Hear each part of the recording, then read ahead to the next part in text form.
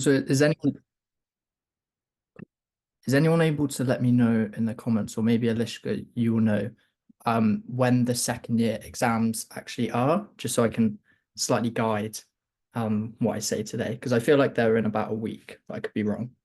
Yeah, so I think people will probably be more accurate, but I'm not sure if one of them was already today and the rest is next week, or it might be moved by week. Yeah, if Like anybody, yeah, Wednesday for psych Wednesday taking. for psychology. Okay. And then are the rest of the essay papers the following week?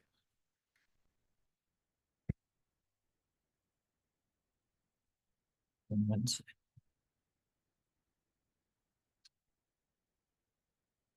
I assume they're either at the end of next week or starting the following week. Okay. So you guys have like, okay, sure. Got it. Cool. Okay. So just under a week for the psychology and then um about a week for neuro probably. Cool. Okay. Well, I'll start now, and then if anyone else joins, that's fine. So today I'm going to go over memory and attention, which is quite a lot of topics, and it includes some parts of neuro, which is the memory, which covers neuro and a little bit of psych, and attention, which is predominantly psych. And so what I'm going to do is talk about memory and how you can adapt it to a neuro essay and a psych essay, and then go through attention and talk about a few interesting studies with that. And what I've done is I've included quite a lot of the details about a lot of the studies and clinical examples you can include in these slides, so you can look at it after. But what I'll try and do in this talk is give you a framework you can use to apply to essays. So I'll focus more on conceptual approaches and the things you can do to try and score highly in your essays. Rather than going through all of the nitty-gritty bits of the studies. And probably at this point in your revision, that's not the thing you want the most. So I think what I'd say as general points for an essay on memory, if you're writing for one of the neuro papers, is to take a conceptual approach. So what I mean by that is, rather than just detailing a load of studies and talking about what Bliss and Lomo originally did when they were outlining LTP, and talking about all of the AMPA and NMDAR receptors, what you want to do more is kind of pick up broad conceptual principles. So whether that's associativity in synaptic learning, or different types of psychological models for memory and learning, and then fit the studies and clinical examples you use into that. Because when someone reads your essay, they'll find that more interesting and it will make more sense rather than just regurgitation of everything you know. And I think if you're trying to be original, one good approach you can take is, if it is a neuro paper, take a slightly more psychological approach. So I'm not saying leave out all of the neuro and electrophysiology, but kind of if you think about those psychological principles and you think about Pavlovian conditioning and Hebb's postulate for synaptic plasticity, if you frame it in that kind of conceptual psychological way, it is an easy way to just slightly stand out from the crowd, but still write an appropriate essay. And kind of vice versa, if it's a psychology paper, if you take a little bit more of a neuro approach and you talk a little bit more about imaging and some structural points, again, that's a way that you can still hit the core mark scheme, but just slightly stand out from the crowd. I'd also say, if you can memorize a few tables and images you can draw on exams, that will save you time. And it also kind of just makes you look smart. I think when people read essays and they see people who've drawn a concise diagram or table, it just shows that you know what you're doing. And as I go through, I'll give you a few examples of tables or diagrams you can use.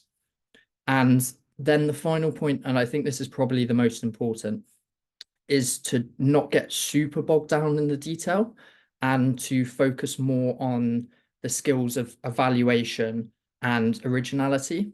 So I've included this triangle here. I'm sure some of you've seen it before, on Bloom's taxonomy of kind of learning and intelligence. but essentially the higher order skills are evaluation and creation. And I think these are the skills you have to demonstrate in your essays if you're kind of scoring like 8, 9, or 10, if you're still getting marked at 1 to 10 in second year. So essentially, if you're talking about something like synaptic plasticity, you don't need to go into loads and loads of detail in second year on all of the trafficking mechanisms of the receptors and all of the calcium dynamics, and focusing on exactly the process that's taking place. Briefly outline it, but then if you can evaluate some of the scientific methodology, and talk about the pros and cons and limitations of what they've done, and apply that to a few different studies you include. And then if you can then go on to suggest how those experiments could be improved, or a conceptual flaw that they have and how you could adjust that, that's how you can show that you really understand things. And they're the kind of skills you need to demonstrate to score highly. And then if you are writing an essay for the psych paper, this is just my personal take on it. And it's something I did, and I think it served me fairly well. But I think if you can go through the multiple choice questions pretty quickly and then spend more time on the essay, that will really help you to score highly. Because I think to build kind of like thinking about a single MCQ for a couple of minutes might only gain you 1 more mark. And if you do that over 6 or 7 questions, that's kind of 15, 20 minutes you might be losing. And generally, if you don't know it straight away, thinking about it for longer and longer isn't going to get you the mark. But if you can think about it quickly and then put a kind of sure, confident answer and move on, you'll save up time. And if you can put that into the essay, you can probably go from writing an essay that's scoring like 68, 69 to more kind of like in the high 70s or like 80% or something. And I think there's more marks to be gained from doing that. And a point I think that works well in the psychological essays is taking a little bit more of a humanities or history-based approach to your writing. I don't know if any of you did subjects like that at A level, but if you can get a bit of an argument going that's kind of to and fro, so if you can find one study that argues something in one sense and then find a study which argues the opposite, and maybe even a third which is a good counterexample, and then weigh them all up, I think that creates a really nice narrative through the psychological essays. And I'll give you some examples of that later. And so this is kind of a general outline for how I think you can use a template for the essays. And so I would say, think about the psychology of the examiner. So the serial position effects, we'll talk about it more in psychology in a second, but what you put at the start and the end will have a big impact on the impression that you give. And I think a lot of people spend most of their time really detailing the key papers in the field and the core arguments you learn about in your lectures. And that's good. That will get you like a strong pass if you do it well. But I think what you want to do if you're trying to score highly is summarize those things briefly and then move on and choose some slightly more interesting examples that you detail and evaluate more. And if you just give a brief impression that you know the core principles well, the examiner will just assume you know it. Like they're probably reading over 50 essays on this field. And as soon as they get the impression from your first couple of paragraphs that you understand it, you know, you might have talked about Hebb's postulate for plasticity, and you've spoken about Bliss and Lomo's paper, and you give a few sentences on each, they're just going to assume you know it. And they're going to give you a pass. You know, you're already at like a 5 or 6 maybe. And then at that point, they're just looking to see if they can score you more highly or not. And to do that, you won't do it if you only have a few sentences, which are offering a little bit of evaluation and more. What you really need is like a few paragraphs, which are quite strong and substantial on that.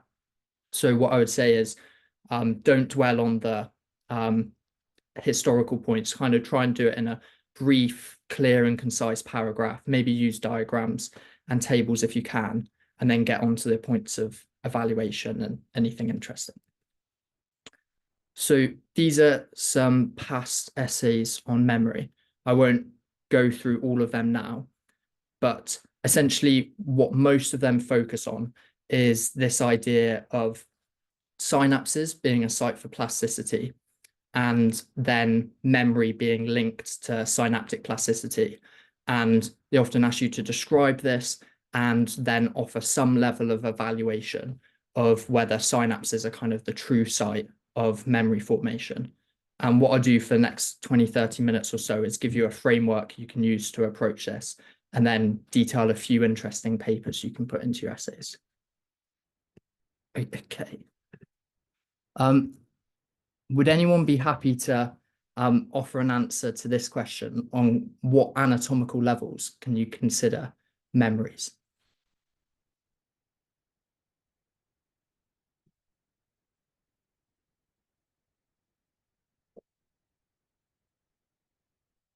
Maybe everyone's just tired because it's a Friday evening, so I'm happy to just go through it. Got something in the comments. Yeah, hippocampus, great. So essentially, when you're considering memories, there's lots of anatomical levels you can think about. But if you want to kind of show that you understand the full spectrum, it can be quite useful to outline it early on in an essay. And you can go all the way kind of from super small to super big. And I like to think of it from genetic, epigenetic, molecular, synaptic, structural, network. And then I put this idea in here about this, like everyone here will know what memes are. So Richard Dawkins, the evolutionary biologist, first actually spoke about the term memes, of this idea of memories on a cultural level. I think it's a slightly interesting argument you can take if you want to talk about some level of originality. But essentially, most of the research into memories looks at the molecular, synaptic, and structural levels. So kind of receptors, synapses, and the hippocampus mainly for structure. But if you want to be broader or talk about different areas, if you go on the super small or super big scales, so networks, that's kind of things like memory engrams. That's a good way to be original, essentially. And what do you guys think for this? What time scale is needed for learning a memory?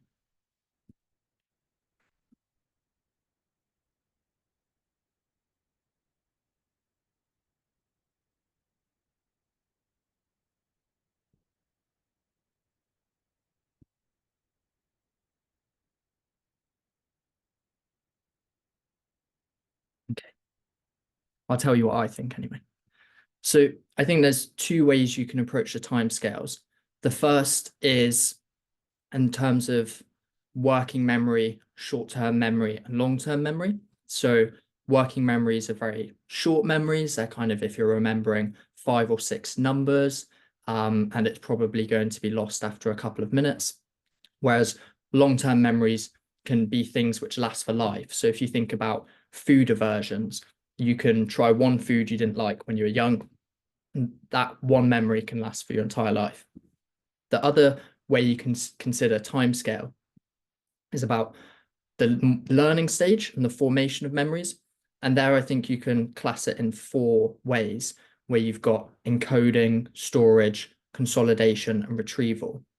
And this kind of conceptual framework will come in more when you think about psychological approaches to memory, because that's where the essays often focus on reconstructive versus reproductive memories, and they link to false memories. And you can talk about that in the encoding and storage stages, or more on the consolidation and retrieval stages. But having that timescale conceptual approach can help you to set up a well-grounded essay.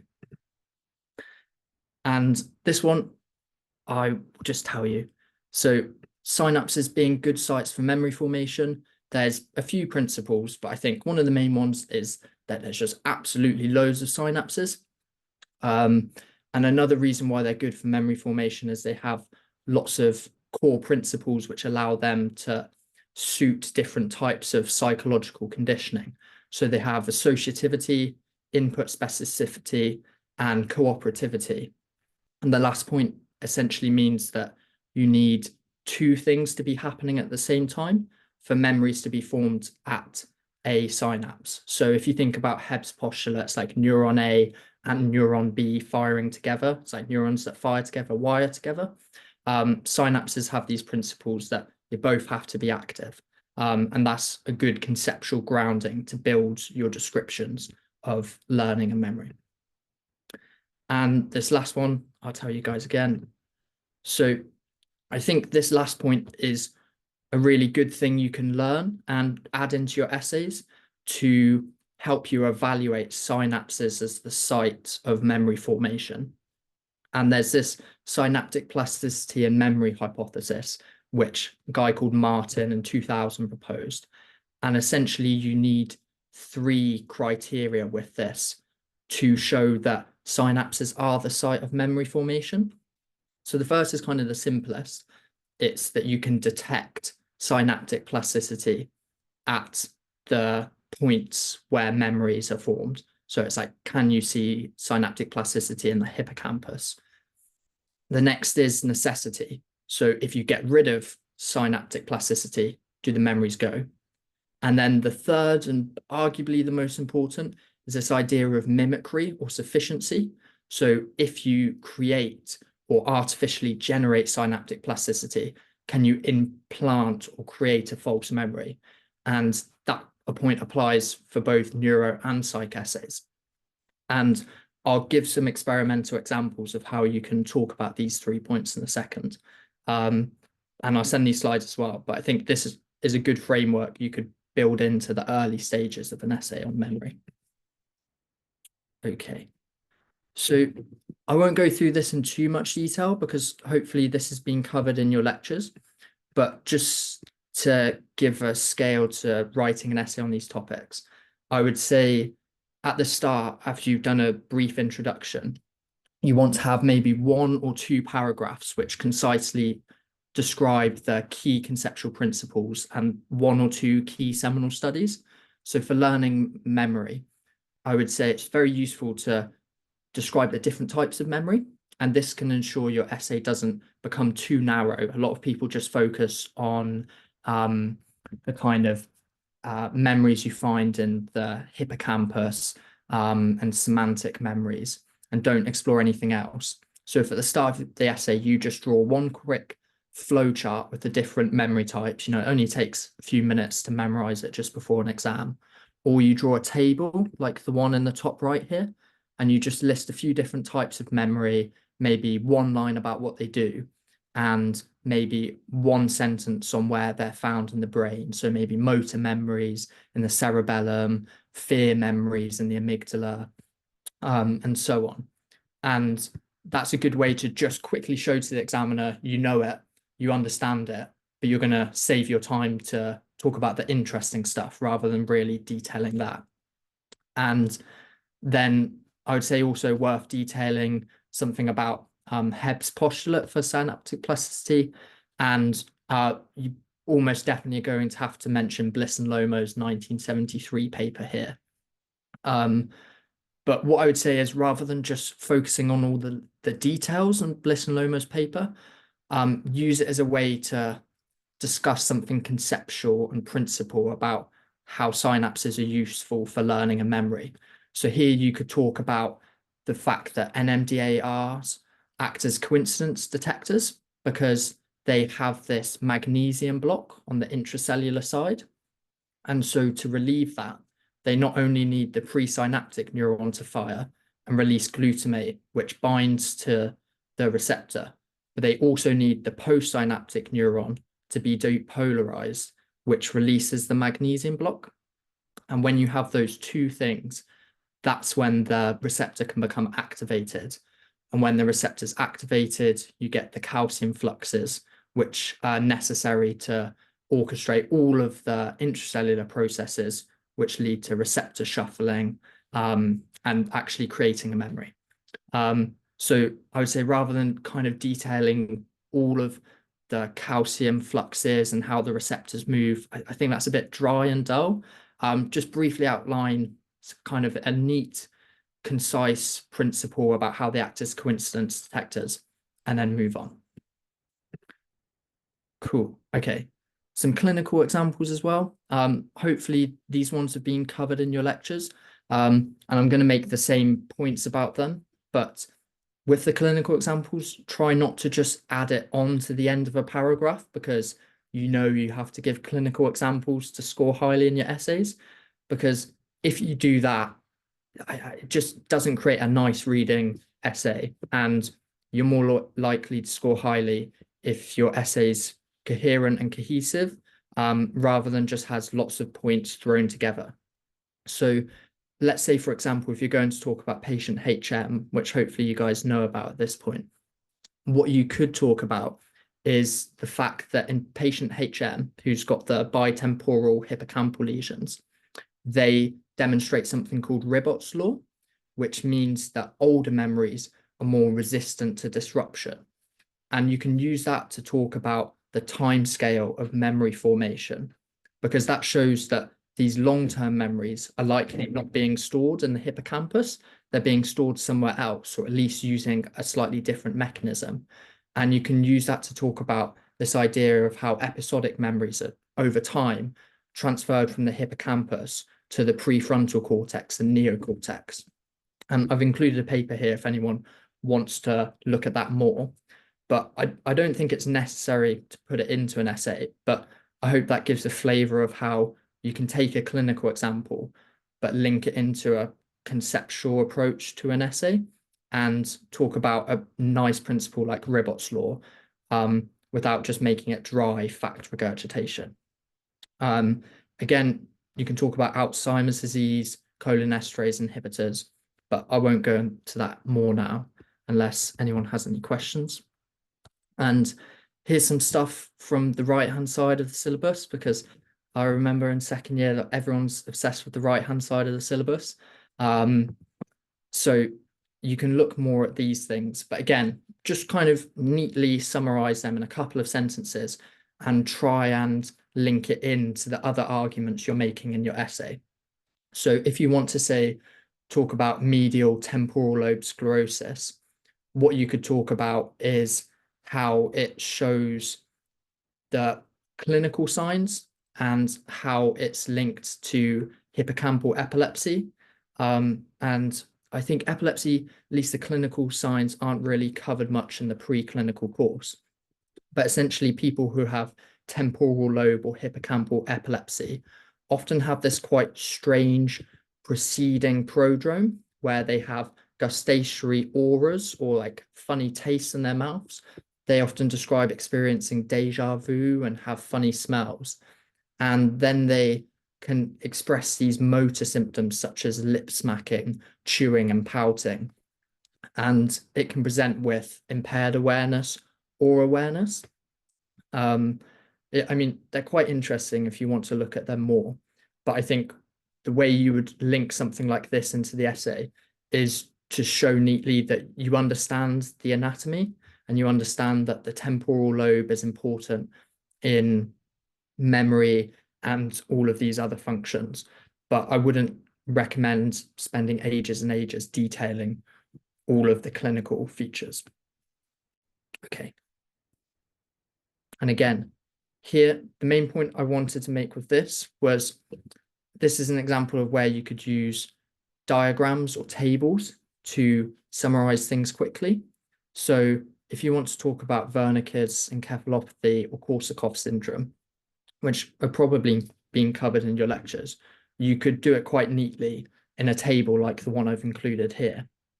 And instead, if you wanted to use these clinical examples to show you understand the anatomy of memory formation, which might be the way that essay question is angled, what you could draw here is something like the figure on the right, which is the circuit of Papez, which is, hopefully you remember from your lectures, is the memory circuit, which involves the hippocampus, and then the kind of surrounding structures, which creates a big loop.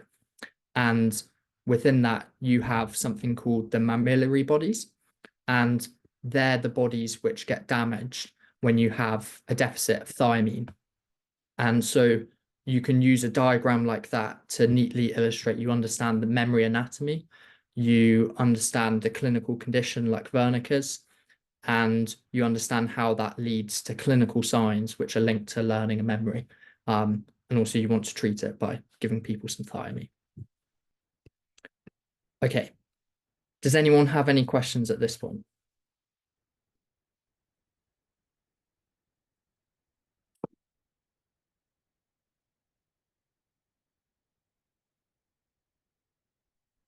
Okay. The next bits I'm going to talk about are, I guess, what I think are the more interesting bits, and I think will be some of the highest yield for you guys. So going back to the essay structure I gave you earlier, I think all of the bits I've spoken to you about now are kind of the things you want to say quickly. And I've just got one thing in the chat. Oh, cool. So you would talk about the mammillary bodies. Let me just go back. So I don't know if you can see my mouse here, but on the left side of the diagram on the right with all of the arrows, you have the mammillary bodies, which are labeled in red, and they're the anatomical structure, which gets damaged if you have a lack of thiamine. And that's what underpins the clinical symptoms you see in Wernicke's/Korsakoff's. Korsakoff's is kind of like the more severe version where people also have confabulation, where they make things up. Cool, nice.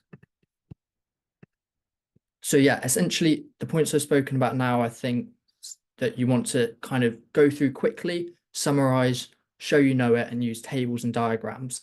And then you want to use the rest of your essay to pick apart a few interesting studies where you can talk about them critically, talk about some of the limitations, and then, if possible, suggest future experiments or things that can be done to improve the field. And that's how I think you're going to score 8, 9, or 10 in your essays. And the way I want to go through these is, again, to use a conceptual approach and to go back to Martin's synaptic plasticity and memory hypothesis I mentioned earlier. So the first of the criterion for that is detectability. So can you see synaptic plasticity at the places where memory is formed? And here I've included a paragraph that you could write in an essay, something like this. You probably don't even need this much detail, but I'll send you the slides if you want to look through it later, but I'll briefly describe it now. And what these experimenters did was they used this dual eGRASP approach, which is quite a complicated but interesting labeling approach where you can tag a presynaptic and a postsynaptic neuron with different GFP fragments. So those are fluorescent fragments, and they use different GFP mutants. So different fragments expressing different colors. And once they were expressed in the pre and postsynaptic neuron, if they joined to form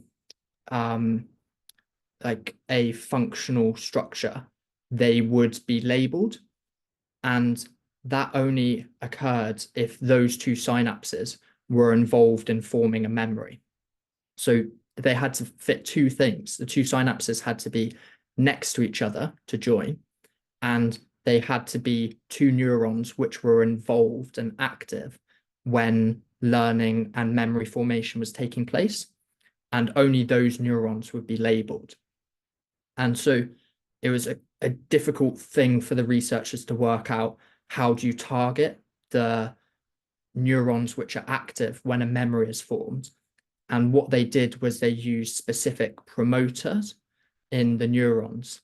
And I'm not sure how much you guys know about promoters, but they're essentially specific genetic constructs which are active in neurons, and they're a way of identifying neurons. So you could identify a neuron based on its structure, based on its electrophysiology pattern, or you could define it in terms of the promoters it expresses, and that might be linked to the types of proteins it expresses or how it behaves. And this is a target that's often used in neurology because you can express a gene of interest, like one of the GFP fragments, which is under the control of a promoter you care about. And so the researchers here used a variety of different promoters, including things like CFOS and CAMK2. And you might have heard of CAMK2 in the context of memory before. But essentially, what they did allowed them to show that if you look at, I think, the middle line here in this paragraph, that only these engram cells, which are the ones that are involved in learning and memory and are active when these animals were learning, showed higher synaptic density and larger spine sizes after memory formation. And this was correlated with the strength of the connection. And so essentially they showed you could detect synaptic plasticity at the sites where memories are being formed. And so it's quite an interesting study, and it uses a new exciting technique, and it's cool for all of those things. But what's also good is because it's a new novel technique and it has so many things going on, there's loads of points you can criticize. And if you just criticize a couple of them, it's really going to help push your essays up to score higher marks. So I've just given an example of something you could criticize here, which is highlighted in yellow. So you could talk about how the researchers injected 6 types of viruses to target the neurons they cared about. And injecting viruses generally damages cells and can affect their electrophysiology, and they might not be firing in the way they normally do. And also, a slightly different way you could criticize it is talk about this idea of confirmation bias, because the researchers have decided how to define the cells. They've decided what's an engram cell and a non-engram cell, and what cells are involved in memory formation and which ones aren't. And then they've used that to prove to themselves again that that's where you detect memory, which is essentially a confirmation bias and is a slightly flawed approach. So they could be some ideas of things you could criticize. There'd be loads and loads of others. But I think the point on bias is potentially a good one to go down, because that can easily allow you to promote or propose, sorry, a future experiment. And that's how you kind of can build into ideas of originality and creation. So let me just move this. So one way that this experiment could be repeated is by using a randomized, unbiased approach where you use loads and loads of different promoters, and you determine which promoters are necessary for you to detect the synaptic plasticity when there's the memory formation and the fear conditioning. And then you can look back and see, are those promoters linked to the cells that are involved in memory formation and engrams? And that will probably give slightly stronger evidence than defining the promoters you're going to use beforehand. Does anyone have any questions on that study or that kind of approach to critically evaluating a paper?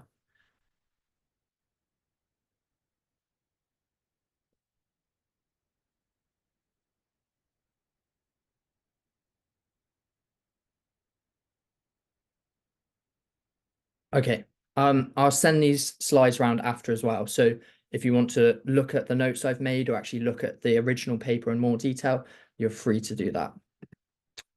And the picture I've included here is just kind of a visualization of what this technique looks like. And I feel like just having a simple picture in your head linked to a study can often help you to remember it when you're in an exam.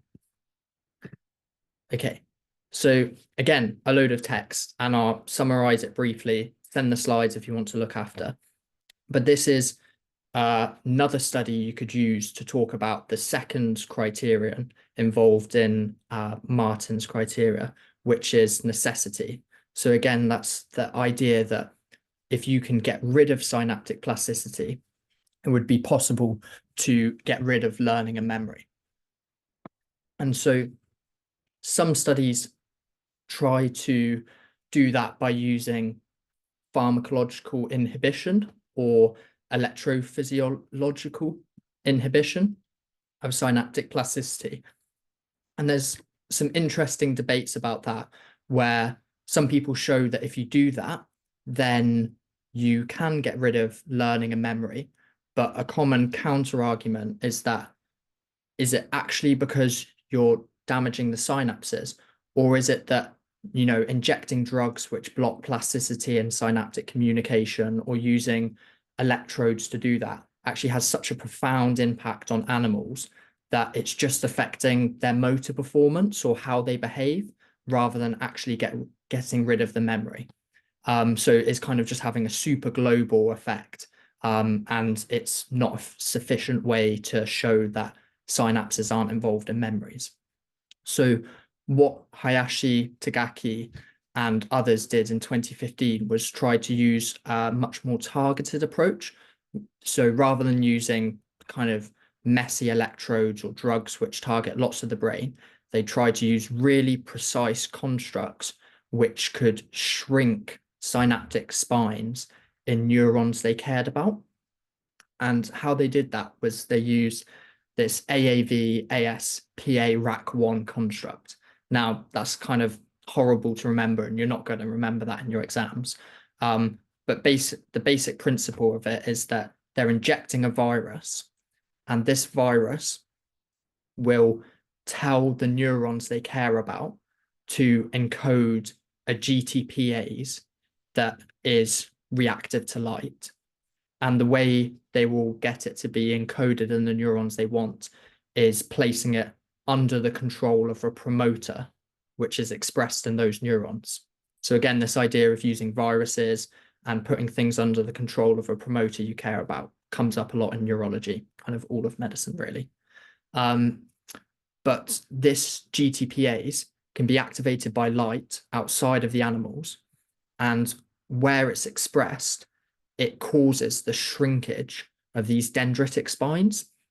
And so hopefully it was covered in your lectures, but if not, the dendritic spines are kind of the little outpouchings on the dendrite where the presynaptic neuron meets. And they're the kind of very specific part of neuronal anatomy where you have synapses. And so if you can shrink those, the hypothesis was that if you shrink it and learning and memory goes, then that's a really precise way of showing that synapses are necessary for learning and memory. And so what these researchers did was they trained mice on a rotarod task, which is it's like a little rolling pin, and the mice have to stay on it. It's quite kind of funny, kind of cruel if you watch videos of it, but the mice are like running on this little rolling pin, and the experimenters like make it go faster and faster until they fall off, and they determine how good their motor function is before and after they do an intervention. And what these experimenters showed was that after performing the spine shrinkage, that firstly, the synapses were depotentiated. So they're kind of showing that it works. Shrinking the spines causes a loss of synaptic plasticity. But they secondly showed that learning in this rotarod task was reversed. So their conclusion is that this shows synaptic spines are necessary for learning and memory in motor memories. And if you think back to the flowchart or table of memory types earlier, motor memories were kind of one of the many types of memories. Now, an interesting way you can criticize this study is that motor memories are generally associated with the cerebellum. And if you look at what these experimenters did, they were targeting neurons in the motor cortex. So one of the first issues was they were only able to show that the spines in layer 1, so like the most superficial layer of the cortex, were actually shrunken when you use this light activation, because it can't penetrate super deep into the brain. But it's the deeper layers of the brain, so particularly layer 5 of the neocortex, that is thought to be the most important for synaptic plasticity. And so you don't have a very good insight there if you're only targeting these superficial layers. But also, these experimenters were using this rotarod task, which is a measure of cerebellar function, but they were performing the light shrinkage in the motor cortex. And the motor cortex is not so much involved in the motor memories, but it's more involved in the enactment and execution of motor function. So more kind of a downstream effect of this motor effect. So essentially, this study has poor criterion validity, which means that the intervention they're doing doesn't match well to the established paradigm for how you should do this. So I think they're two good ways you could criticize this study. And again, as an example of how you could suggest improvements, but there's lots of other things you could suggest. You could quite simply say, try target deeper parts of the brain. And one thing I thought of suggesting was that instead of, using this motor task where you're looking at the motor cortex, but actually you're assessing the cerebellum, instead you could target these constructs to the hippocampus. So place them under the control of a different promoter that's expressed in the hippocampus. And then you could use the Morris-Watermaze task, which is a type of spatial memory task, which is very well established at assessing hippocampal memories. And you could try and repeat this paradigm with that task in the hippocampus, and then also try and look at deeper layers, which might involve having to change the type of lights and frequency and wavelengths of the lights that are used. So again, a lot of information. I've included the paper reference and I'll send the slides, but I can't see what anyone's thinking or if I'm going into too much detail, but I hope this gives a kind of flavor of a way you could offer some evaluation and critical points. And I think, again, it's kind of like an interesting study that will maybe capture an examiner's attention if they're reading. Okay. This is another picture. Again, it's a bit of a complicated one, but this is a kind of idea of what it looked like. Okay. Does anyone have any questions on that one?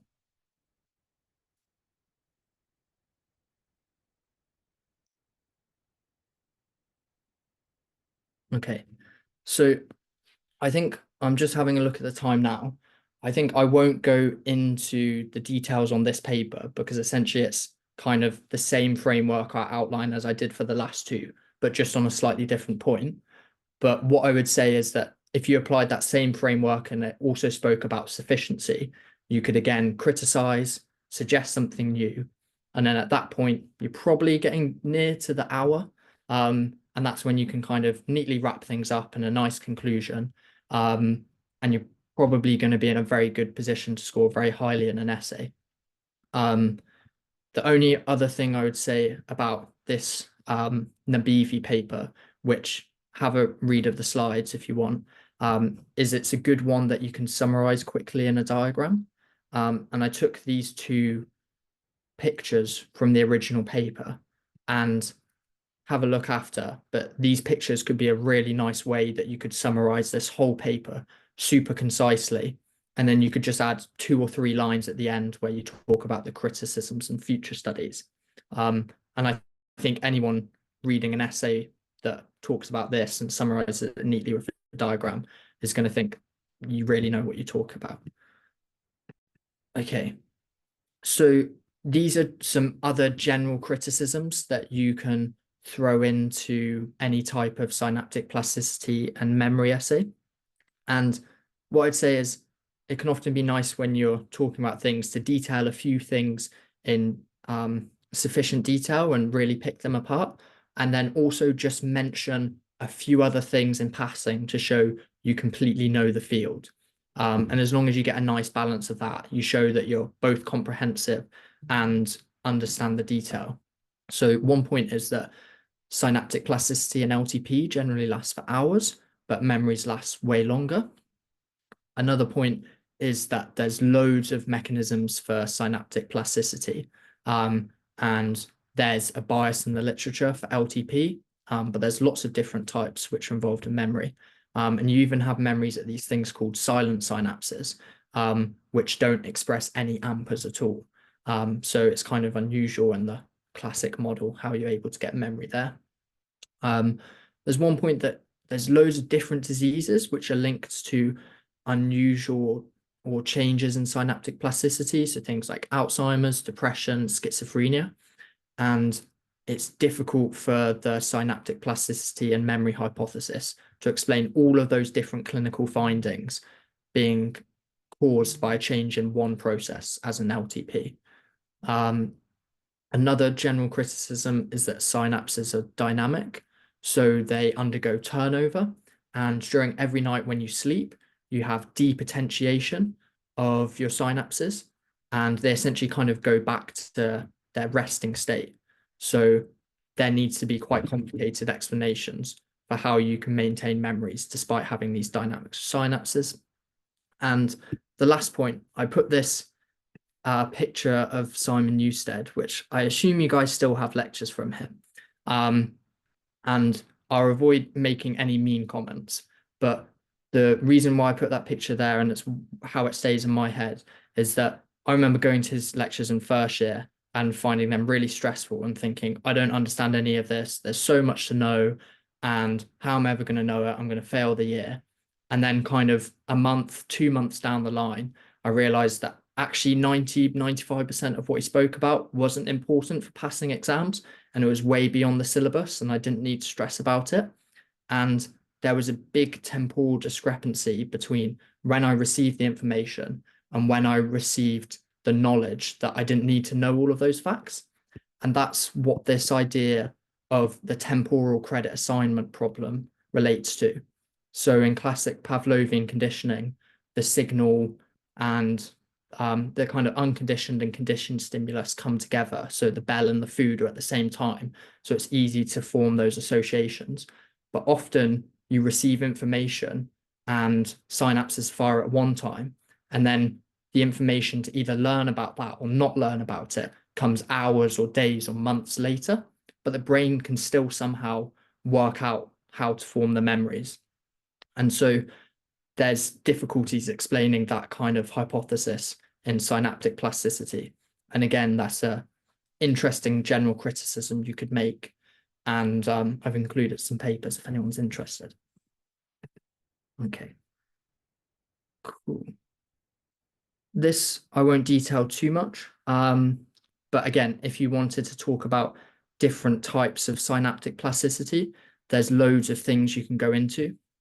But I think it's probably sufficient just to say some comment of most of the research is biased to glutamatergic synapses, LTP, at CA3 to CA1 synapses in the hippocampus.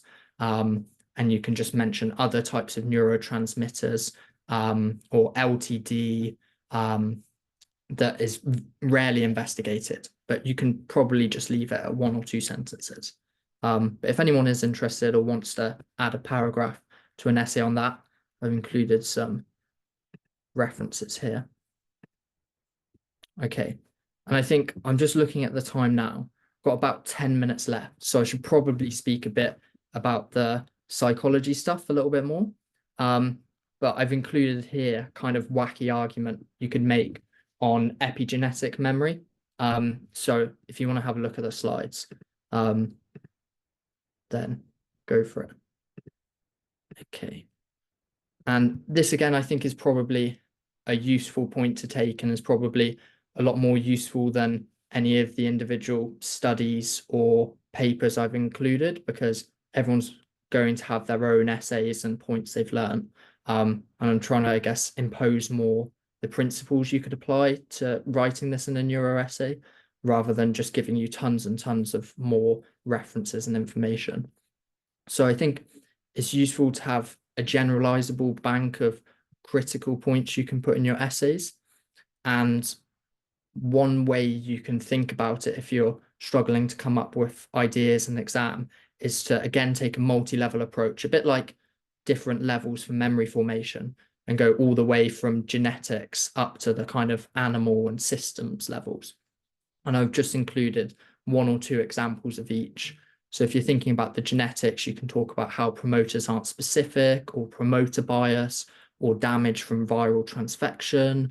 Or if you're talking about the cells, you can talk about how it's difficult to record from a cell in vivo. But if you do it in vitro, you lose all of the information about how the animal behaves. If you're talking about the network, you might talk about how people stimulate these cells when they're creating memory at maybe 50 hertz or 100 hertz, but that's not how these neurons actually fire. When they're in organisms, it's a lot more complicated and nuanced. If you're talking about the system, you might say they've only assessed the hippocampus and they've not assessed all the other functions which are involved. And animals, you can always make an argument about how animal models don't match to humans, or if someone's creating an animal model of something like Alzheimer's disease, they might just be injecting a single protein, and that doesn't match the complexity of the animal models in humans. Some other points you can use are to talk about how the studies were designed or interpreted. So a classic is just say like a small sample size. There's often a lack of a positive control in experiments. You can talk about all the different types of bias, including confirmation bias. And this idea of Bradford Hill causation criteria, essentially, that's kind of the stuff of like Martin's criteria. So like some studies might just investigate necessity, but they might not investigate sufficiency, or vice versa. And almost no study investigates every single aspect of causation. So you can just choose one of them that someone's not investigated, and that can be an easy criticism. You can make of pretty much any paper. Types of validity, I'll be honest, I can't even remember all of them since third year, but if you do remember them, they're a good point you can throw in. Ethical issues, most people don't talk about them, but if you can find a neat ethical criticism, that's often a cool original point you can make. And if anyone does want to spend some time looking at a few general ways you can be critical of papers, and this goes beyond neurology and psychology, it applies to like literally any paper. There's some really good chapters in Levick's cardiovascular physiology, which some of you guys have probably seen or used before. So chapter 19 and 20 have some really nice brief summaries on these things. Wouldn't take more than an hour or so to have a look at. And if you have got a paper that you already know and you want to see how you could add a critical comment, just Control F, search it, and search limitations or issues. And you'll probably find something in there that the authors have already analysed for you. Okay, does anyone have any questions at this point, or things they want to ask about the psychology essay? Because I'm going to have to be quite brief on this.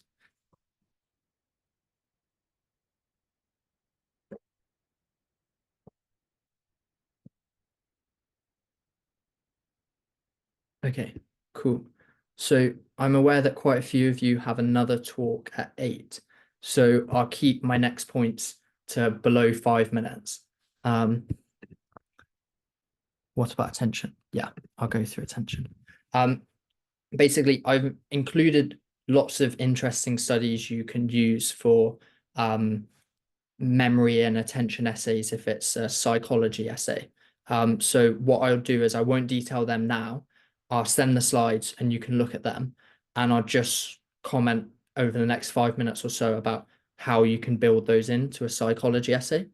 And I think one of the most important points I'd suggest to you is to try and get this back and forth argument going in an essay.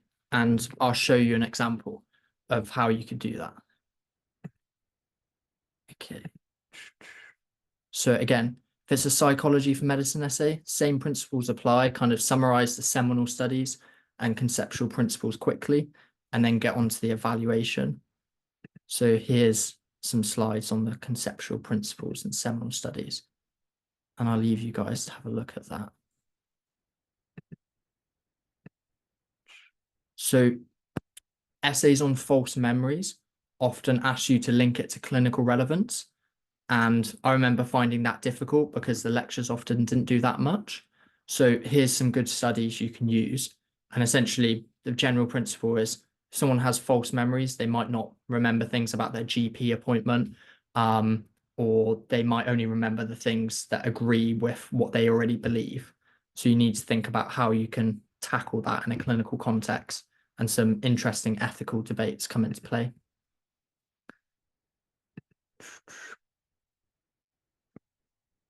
Here, there's some interesting studies on memory retrieval and some cool stuff on morphine tolerance in rats being linked to environment.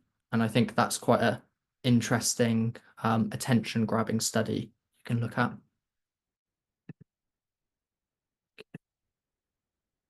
And here, I just want to focus on this one for a second because I think this is a good example of how you can approach a psychology essay. And I remember like literally including this pretty much verbatim in my psychology essay, and I think I got like 88% on it in my second year exams. So this is what I imagine they're looking for. And essentially this is with the ideas of memory being reconstructive and it being malleable to environment and suggestion. And so there's this one study from Loftus and Palmer where they asked people to look at a video of car crashes and then report on them. And depending on the words they use, like smashed or collided, people would vary in how they reported on seeing broken glass or not. So it kind of suggested that there was reconstructive memories, false memories, and so on. But then there was this other study which showed the opposite. So they looked at eyewitness testimonials after a shooting, and they showed that depending on the language people used when they were asked about the shooting, there was actually no variation, but there was a super small sample size. And there's other reasons this study might have poor validity. And then a kind of third counterexample, which goes back to supporting the first argument, comes from Wells and Bradfield. And they used people looking at a series of photographs after they watched a video of a crime scene with a gunman. And even though none of the people shown in the photos were one of the gunmen, they reported every single time that one of them committed the crime, suggesting these ideas of false memories and reconstructive memories. So you can build all of that together to create an overall argument and synthesis. And I would just suggest you, like, over the next few days, think about the studies you've already learned about and what you've got and how you can build it to kind of get a back and forth argument going, because I think that's what the psychology essays are looking for. Now, okay. Attention, I've got less than a minute, so I'm going to be super, super brief. I'll send the slides so you can look through it. But what I'd suggest is summarizing things in tables, like the different types of attention, and framing an essay in terms of the models of attention. And essentially some of the models you can talk about are like bottom up and top down models of attention. And if you're going to talk about the different types of attention, you can neatly link anatomy in. And I've put some notes here about how you can do that. Okay, I'm not going to say too much more, otherwise it will just be overwhelm. But yeah, Alishka, I think there's another lecture at 8, right? So yeah, I think that's me. Hello. Yes, have you managed to cover everything that you wanted to cover? Is everybody happy? Or does anybody have any last questions?